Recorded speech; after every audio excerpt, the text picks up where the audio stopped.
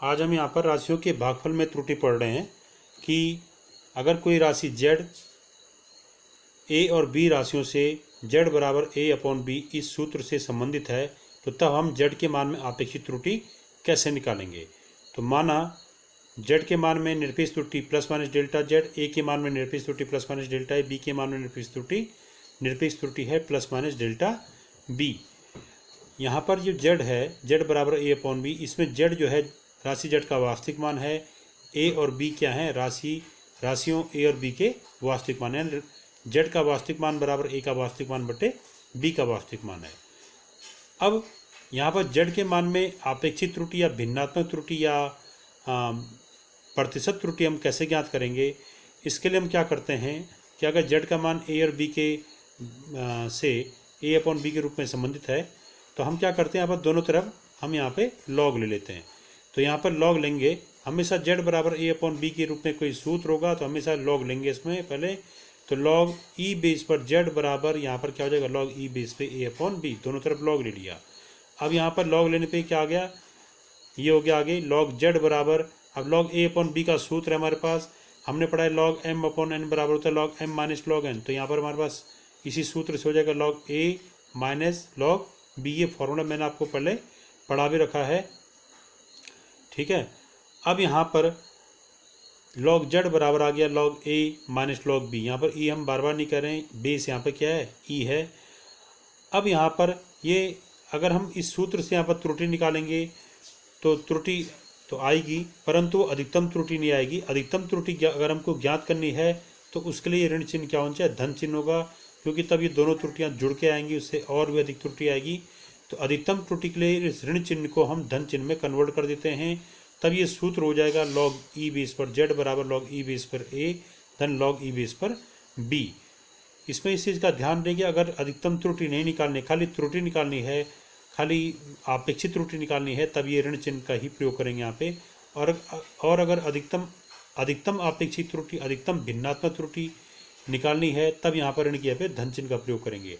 तो अधिकतम त्रुटि के लिए यहाँ पर हमने धन चिन्ह कर दिया, तो ये आ गया लॉग z बराबर log a plus log b या लॉग ई बेस पे z बराबर log a plus log b। अब हम दोनों तरफ क्या करेंगे, अवकलन कर देंगे। कहीं पर भी अगर लॉग इस रूप में आ रखा है तो यहाँ पर त्रुटि निकालने के लिए हम क्या करेंगे, दोनों तरफ अवकलन करेंगे। तो दोनों तरफ अवकलन करने पे लॉग z का अवकलन हो जाएगा, लॉग z का हो जाएगा डेल्टा z अपॉन z, ठीक है। यहाँ पर हम ये नहीं कह रहे कि z का किसके सापेक्ष, हम कह रहे हैं सिर्फ z का अवकलन करने पे। तो अवकलन करने पे हो जाएगा लॉग z का ई आधार पे z का अवकलन हो जाएगा डेल्टा z बटे z बराबर, इसका अवकलन हो जाएगा डेल्टा a अपॉन a और लॉग ई बेस पे b का अवकलन हो जाएगा डेल्टा b अपॉन b। जबकि आपने अवकलन में एक सूत्र पढ़ा था अभी, ये किस सूत्र से हुआ कि लॉग ई बेस पर x का x के सापेक्ष अवकलन d by D x of log E base पर x का मान क्या था 1 अपॉन x। पर इसमें हम क्या करते हैं, लॉग ई बेस पे x का x के सापेक्ष अवकलन क्या हो गया 1 अपॉन x। अगर हम ये कहते हैं लॉग ई बेस पर x का अवकलन, हम ये अगर ऐसा न कहते कि किसके सापेक्ष, तब ये आता डेल्टा x अपॉन x। तो ऐसे ही यहाँ पर लॉग z का अवकलन हो जाएगा delta z upon z, log a का अवकलन हो जाएगा लॉग ई बेस पे एक हो जाएगा डेल्टा a अपॉन a और लॉग ई बेस पे b का अवकलन हो जाएगा डेल्टा b अपॉन b। जहाँ पर डेल्टा z का निरपेक्ष मान निरपेक्ष त्रुटि दर्शा रहा है, z के मान में डेल्टा a क्या दर्शा रहा है, जो राशि a थी उस राशि a के मान में निरपेक्ष त्रुटि, और डेल्टा b क्या दर्शा रहा है, राशि b के मान में निरपेक्ष त्रुटि, ठीक है। अब ये क्या आ गया, ये आ गया हमारा z के मान में आपेक्षिक त्रुटि या भिन्नात्मक त्रुटि, वो भी क्या अधिकतम भिन्नात्मक त्रुटि, ठीक है। क्योंकि यहाँ पर ये धन चिन्ह हो चुका है तो ये आ जाएगा अधिकतम भिन्नात्मक त्रुटि या अधिकतम आपेक्षिक त्रुटि। तो z के मान में अधिकतम आपेक्षिक त्रुटि बराबर होगा a के मान में आपेक्षिक त्रुटि धन b के मान में आपेक्षिक त्रुटि, इसी को हम भिन्नात्मक त्रुटि भी कहते हैं, ठीक। और अगर इसको हमने निकालना है मानव z के मान में प्रतिशत त्रुटि, तो हम यहाँ पर भी 100 से गुणा कर देंगे, यहाँ भी 100 से गुणा कर देंगे, यहाँ भी 100 से गुणा कर देंगे, और इस आपेक्षिक त्रुटि को हम जैसे ही 100 से गुणा करेंगे ये बन जाएगा प्रतिशत त्रुटि। इसके बाद अगला जो सूत्र है, माना सपोज z का मान a और b राशियों से घात के रूप में संबंधित है, जैसे कि माना z बराबर a की पावर p बटे b की पावर q। तो यानी घात लगी मापित राशियों में त्रुटि कैसे निकालते हैं। तो माना जेड जो है ए और बी से इस सूत्र से संबंधित है कि जेड बराबर ए की पावर पी अपॉन बी की पावर क्यू, जहाँ पी और क्यू क्या है, नियतांक हैं, ए और बी कोई राशियाँ हैं और जेड कोई तीसरी राशि है। यहाँ पर जेड क्या दर्शा रहा है, जेड का वास्तविक मान ए, तो जेड का वास्तविक मान बराबर क्या होगा, ए का वास्तविक मान उसकी घात पी बटे बी का वास्तविक मान उसकी घात क्यू। अब इसमें आपेक्षिक त्रुटि कैसे निकालेंगे, इसके लिए हम क्या करेंगे फिर, क्योंकि ये भाग के रूप में आ रखा है, फिर यहाँ लॉग ले लेंगे जैसे हमने पहले लिया था अभी इस वाले में, जैसे हमने इस वाले में लिया था वैसे हम यहाँ भी कर लेंगे कि दोनों तरफ लॉग लेने पे। तो लॉग ई बेस पर जेड बराबर होगा लॉग ई बेस पर ए की पावर पी बटे बी की पावर क्यू। अब जो है ये आ गया लॉग ई बेस पर जेड बराबर लॉग ई बेस पर ये हो जाएगा ए की पावर पी माइनस लॉग ई बेस पर बी की पावर क्यू। किस सूत्र से, लॉग एम अपॉन एन बराबर हमने क्या पढ़ा था, log m minus log n, उसी सूत्र से भी आ जाएगा।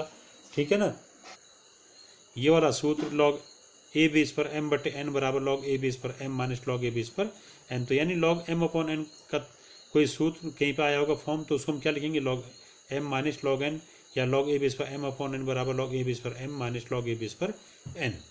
तो इसी सूत्र का उपयोग हमने यहाँ पर किया है कि लॉग ई बेस पर ए की पावर पी बटे बी की पावर क्यू बराबर क्या लिखेंगे, लॉग ई बेस पर ए की पावर पी यानी अंश का लॉग ऋण हर का लॉग, लॉग ई बेस पर बी की पावर क्यू। अब यहाँ पर फिर क्या हो जाएगा, लॉग ई बेस पर जेड बराबर हो जाएगा, ये जो घात है ए की पावर पी, ये घात फिर शुरू में आ जाती है और ये हो जाएगा पी इंटू लॉग ई बेस पर ए, घात शुरू में आ जाएगी इंटू में यहाँ पे, माइनस ये क्यू, फिर एक घात है, ये घात भी यहाँ शुरू में इंटू में आ जाएगी क्यू इंटू लॉग ई बेस पर बी। ये भी मैंने आपको फॉर्मूला पढ़ा रखा है। यहाँ पर हमने इस सूत्र को पढ़ा था कल कि लॉग एम की घात एन बराबर एन इंटू लॉग एम, या लॉग ए बेस पर एम की घात एन बराबर होता है N into log a base पर एम, बेस हुए रहेगा दोनों जगह। तो यानी अगर किसी संख्या की घात है और उसका हम लॉग लेते हैं तो वो घात जो है यहाँ शुरू में गुणा में आती है, तब आता है एन लॉग ए बेस पर एम। तो इसी सूत्र का उपयोग हमने यहाँ पर किया है कि जैसे लॉग ई बेस पर जेड बराबर ये क्या था, लॉग ई बेस पर ए की पावर पी माइनस लॉग ई बेस पर बी की पावर क्यू। तो ये आगे हो जाएगा लॉग ई बेस पर जेड बराबर ये लॉग ई बेस पर ए की पावर पी, तो ये पावर जो है शुरू में इंटू में आ जाएगी, ये हो जाएगा पी इंटू लॉग ई बेस पर ए माइनस लॉग ये लॉग बी की पावर क्यू था, क्यू भी शुरू में आ जाएगा माइनस क्यू लॉग ई बेस पर बी, यानी जो पावर है ये शुरू में इंटू में आ जाएंगी। ठीक है, इसके बाद जो है अधिकतम त्रुटि के लिए अगर हम निकाल रहे हैं तो तब यहाँ पर ऋण की जगह पे क्या होना चाहिए, धन होना चाहिए। तो अगर हम अधिकतम त्रुटि के लिए सूत्र निकालेंगे यहाँ धन करेंगे, अगर हम खाली आपेक्षिक त्रुटि के लिए निकाल रहे हैं तो यहाँ पर ऋण ही रहने देंगे, अधिकतम आपेक्षिक त्रुटि के लिए इसको धन कर देंगे। तो हम यहाँ पर माना अधिकतम आपेक्षिक त्रुटि ज्ञात करना चाह रहे हैं, तो इसलिए इस ऋण चिन्ह को धन करने पर ये बन जाएगा लॉग ई बेस पर जेड बराबर पी लॉग ई बेस पर ए धन क्यू लॉग ई बेस पर बी। ये वाला अधिकतम त्रुटि के लिए लॉग ई बेस पर जेड बराबर पी लॉग ई बेस पर ई धन क्यू लॉग ई बेस पर बी। और तब दोनों तरफ अवकलन किया, तो दोनों तरफ अवकलन अगर हम करेंगे तो वही फिर लॉग ई बेस पर जेड का अवकलन क्या हो जाएगा, डेल्टा जेड अपॉन जेड बराबर पी, ये कांस्टेंट है, नियतांक होगा कोई, जैसे पी का मान क्या हो सकता है 1 2 3 4 जो भी नियतांक है हो सकता है। तो ये हो जाएगा दोनों तरफ अवकलन करने पे डेल्टा जेड अपॉन जेड बराबर पी ऐसे आएगा इंटू में, और ये हो जाएगा लॉग ए बेस पर एक ई बेस पर ए का अवकलन क्या हो जाएगा डेल्टा ए अपॉन ए। अवकलन होगा किसका, जो चर राशियाँ जैसे ए और बी चर राशियाँ, जेड चर राशि, इनका होगा अवकलन। ये कांस्टेंट वाला पार्ट ये जो इंटू में ये ऐसे आ जाएगा इंटू में यहाँ पे। तो ये हो जाएगा अवकलन करने पे delta Z upon z equal to p delta A upon a plus Q delta B upon b. ठीक है, वो लॉग ए का जो अवकलन होगा डेल्टा ए अपॉन ए हो जाएगा, लॉग बी का अवकलन delta B upon b, log z का अवकलन डेल्टा जेड अपॉन जेड।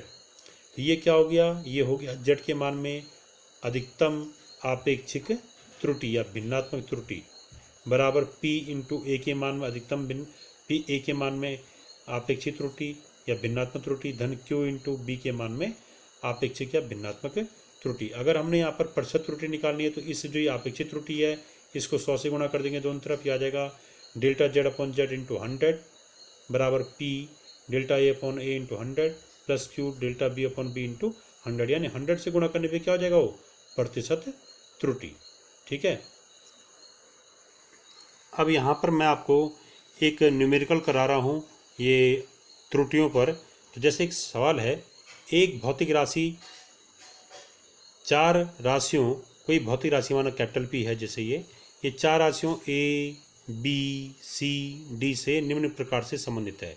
किस सूत्र से संबंधित है? पी इनसे ए बी सी डी से। ए पी बराबर ए की घात 3 गुणा गया बी की घात 2 धन अपॉन डी इंटू वर्मूल सी, यानी पी इक्वल्स टू ए की power A cube into B square upon D into square root of C.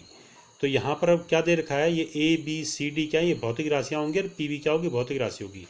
अब आपको ए बी सी डी इनकी मापों में प्रतिशत त्रुटियाँ दे रखी हैं, यानी ए के मान में प्रतिशत त्रुटि वो क्या है 1%, बी के मान में प्रतिशत त्रुटि 3%, सी के मान में प्रतिशत त्रुटि 4%, डी के मान में प्रतिशत त्रुटि 2% है। तो ए बी सी डी के मापों में प्रतिशत त्रुटियाँ क्रमशः 1%, 3%, 4%, 2% हैं। ठीक है। राशि पी के मान में अधिकतम प्रतिशत त्रुटि ज्ञात कीजिए। पहला हमको क्या ज्ञात करना है, इस पी के मान में अधिकतम प्रतिशत त्रुटि, और जब हम वो निकाल देंगे फिर क्या है, यदि गणना द्वारा प्राप्त पी का मान 3.763 हो तो आप इसे कितने मान तक पूर्ण करेंगे। ठीक है। इसका मतलब है कि अगर हमारे पास पी का वास्तविक मान क्या है 3.763 है तो हम इसे कितने सार्थक अंकों तक लिखेंगे या इसे किस मान तक पूर्ण करेंगे। ठीक है। यानी कौन दशमलव के बाद कितने अंक तक हम इसको लिखेंगे। ठीक। अगर पी का मान ये आता गणना द्वारा, तो इसको हल करने का तरीका क्या है, सबसे पहले हम निकालेंगे पी के मान में अधिकतम प्रतिशत त्रुटि। तो पहले हम इसके लिए क्या करेंगे, पी का सूत्र देखेंगे। पी बराबर लिखेंगे ए की power 3 A cube into B square upon D into square root of C. अब जो है हम देख रहे हैं पी का जो सूत्र है ये डिवाइड के रूप में आ रखा है, तो यानी हमें क्या करना पड़ेगा, दोनों तरफ पहले लॉग लेना पड़ेगा। तो लॉग लेंगे तो क्या आएगा, लॉग पी, और फिर इसका भी लॉग लेंगे, ये हो जाएगा 3 log ए, ये हो जाएगा 3 log बी, फिर हो जाएगा माइनस लॉग डी, और ये हो जाएगा -1/2 log सी। ऐसा आगे करते रहेंगे तो अंत में यहाँ पर जो भिन्नात्मक त्रुटि वाला सूत्र बनेगा वो बनेगा delta P upon P equals to 3 delta A upon A. ये देखिए क्या है तरीका इसका, जब भी भिन्न के रूप में कोई सूत्र आए और घात के रूप में, तो उसके लिए हम कैसे करेंगे कि इसके पी के मान में भिन्नात्मक त्रुटि कैसे निकालेंगे, इसका डेल्टा कर दो, डेल्टा पी अपॉन ये पी बराबर क्या आएगा, ये 3 शुरू में आ जाएगा, फिर ए के मान में भिन्नात्मक त्रुटि, फिर प्लस कर देंगे, फिर बी ये 2, ये घात 2 है ये शुरू में लिख दिया, फिर बी के मान में भिन्नात्मक त्रुटि है डेल्टा बी अपॉन बी। फिर क्या कर देंगे, हर वाले जो राशियाँ उनको ऋण में लिखेंगे, ऋण ये डी है तो डी के मान में ऋण, डी की पावर कितनी यहाँ पे 1, तो ऋण 1 गुणा के डी के मान में भिन्नात्मक त्रुटि डेल्टा डी अपॉन डी ऋण, और ये सी की पावर क्या मानी जाएगी 1 वर्मूल है सी का, तो यानी वर्मूल मतलब 1/2 घात इसकी, तो ये क्या हो जाएगा ऋण 1/2 और सी के मान में भिन्नात्मक त्रुटि यानी delta C by C. Delta C by C का मतलब सी के मान में भिन्नात्मक त्रुटि, D delta D by D का मतलब डी के मान में भिन्नात्मक त्रुटि, डेल्टा बी बाई बी का मतलब बी के मान में भिन्नात्मक त्रुटि, डेल्टा ए बाई ए का मतलब ए के मान में भिन्नात्मक त्रुटि, डेल्टा पी बाई बी का मतलब पी के मान में भिन्नात्मक त्रुटि। अभी आपने जो ये सूत्र पढ़ा था z बराबर ए की पावर पी अपॉन बी की पावर क्यू, इसको हमने जब बताया था इसमें हमने त्रुटि कैसे निकालती, ये था इसका त्रुटि का फॉर्मूला कि अगर z का मान ए की पावर पी बटे बी की पावर क्यू आ रहा है तो z के मान में अधिकतम त्रुटि डेल्टा z अपॉन z, अगर सूत्र है तो z के मान में अधिकतम त्रुटि क्या होगी डेल्टा z अपॉन z बराबर, ये देखिए ये p की जो घात है शुरू में आ गया इंटू में p इंटू ए के मान में भिन्नात्मक त्रुटि, फिर प्लस ये b की पावर क्यू है तो q को हमने पावर शुरू में लिख दिया, फिर b के मान में भिन्नात्मक त्रुटि डेल्टा b बाई बी। अगर माने z बराबर ए की पावर p अपॉन b की पावर q है तो अधिकतम त्रुटि कैसे निकालेंगे, ये z के पे क्या कर देगा अधिकतम त्रुटि में अधिक डेल्टा z अपॉन z, यानी z के मान में अपेक्षित त्रुटि बराबर ये घात p इंटू ए के मान में अपेक्षित त्रुटि, फिर धन इंटू ये घात की शुरू में लगे q इंटू बी के मान में अपेक्षित त्रुटि। ठीक है। यानी जो जो राशियाँ होंगी उनके मान में अपेक्षित त्रुटि लिखेंगे और उन राशियों की जो घात है उन घातों को शुरू में गुणा में रख देंगे, बीच का चिन्ह क्या आएगा उनके धन आएगा। ठीक है। कब, जब अधिकतम त्रुटि निकालनी हो। ठीक है। तो हमारे पास भी यहाँ पर p बराबर ए की पावर 3 अपॉन बी की पावर p बराबर ए की power 3 into B power 2 upon D into root C है।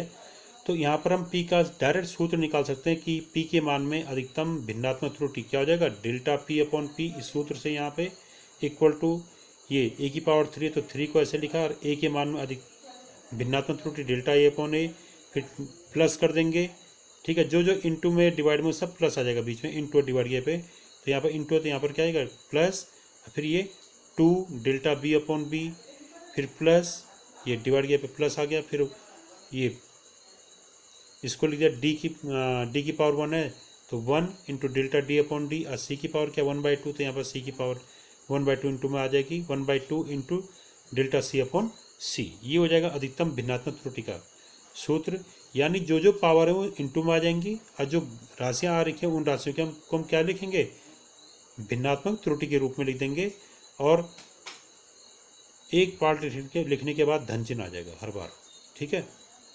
तो इससे ये सूत्र बनाया। अब इसमें जो है हमें दे रखा है कि ए बी सी डी के मान में प्रतिशत त्रुटियाँ दे रखी हैं, तो जबकि ये सूत्र किस चीज़ का, ये तो अधिकतम भिन्नात्मक त्रुटि का, तो पहले हम इसको बनाएंगे प्रतिशत त्रुटि का सूत्र। तो प्रतिशत त्रुटि कैसे बनाते हैं भिन्नात्मक त्रुटि से, यहाँ सब जगह 100 से गुणा कर देंगे, ये बन जाएगा delta P upon P into 100, ये क्या कहलाएगा पी के मान में अधिकतम प्रतिशत त्रुटि, बराबर यहाँ पे 100 से गुणा कर देंगे प्रत्येक टर्म में, आ जाएगा 3 डेल्टा ए अपॉन ए इंटू 100, फिर plus 2 into delta B upon B into 100, यह आ जाएगा 1/+1/2 into delta c upon c into 100, और यह आ जाएगा plus delta d upon D into 100। हर जगह प्रतिशत का चिन्ह लग जाएगा क्योंकि प्रतिशत त्रुटि आ रही है। अब ये क्या चीज़ है, ये है delta A upon A into 100, ये हो जाएगा ए के मान में प्रतिशत त्रुटि का सूत्र, क्योंकि डेल्टा ए अपॉन ए का मतलब होता है ए के मान में भिन्नात्मक त्रुटि, इसको 100 से गुणा किया भिन्नात्मक त्रुटि को, ये क्या आ जाएगा ए के मान में प्रतिशत त्रुटि, तो हमने लिख दिया इक्वल टू, ये वाला इक्वल्स टू 3 इंटू ये क्या चीज़ है, ये वाला ये है ए के मान में प्रतिशत त्रुटि, फिर प्लस ये आ जाएगा 2 इंटू ये क्या चीज़ है बी के मान में प्रतिशत त्रुटि, फिर प्लस ये 1/2 इंटू ये क्या चीज़ है सी के मान में प्रतिशत त्रुटि, ठीक है। इसका सूत्र सी के मान में प्रतिशत त्रुटि का ये लिख दिया, फिर प्लस ये आ जाएगा डी के मान में प्रतिशत त्रुटि, तो ये आ गया आपका पी के मान में प्रतिशत त्रुटि का सूत्र। अब हमने ए के मान में प्रतिशत त्रुटि के स्थान पर क्या रख देना है, जो हमको वैल्यू दे रखी है ये वाली, तो ए के मान में प्रतिशत त्रुटि की जगह आप उसका या बी के मान में प्रतिशत त्रुटि के मान रख देंगे। तो इन सभी मानों को रखने पे हमारे पास आ रहा है ये वाला सूत्र, ये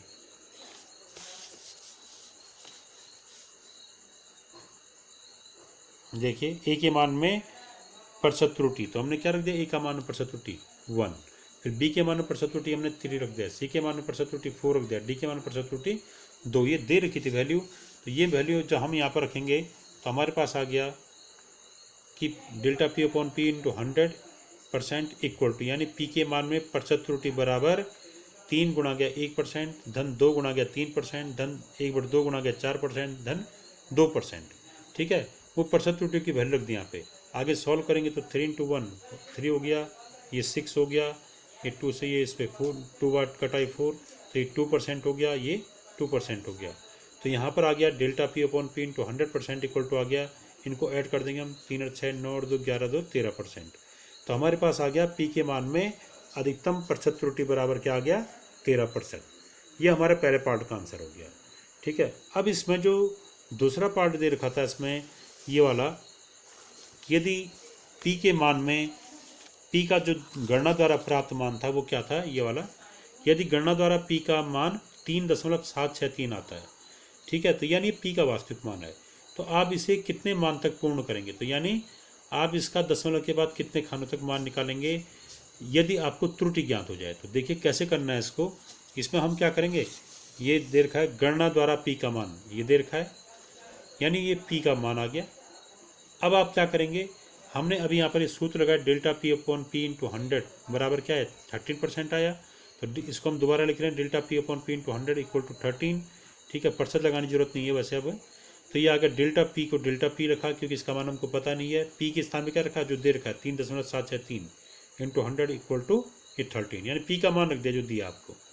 और इसको तो हम कैलकुलेट करेंगे, तो कैलकुलेट करने पे क्या आएगा, ये हर वाला यहाँ अंश में चलेगा गुणा में 13 के साथ, तो डेल्टा पी बराबर आ गया 13, ये गुणा गया 3.763 अपॉन 100, तो हल करने पे आ गया डेल्टा पी बराबर आ गया करीब करीब 0.4891, तो ये 0.5 के करीब आ गया, ठीक है। तो पी का जो पी के मान में जो त्रुटि आई वो आई 0.5, 5।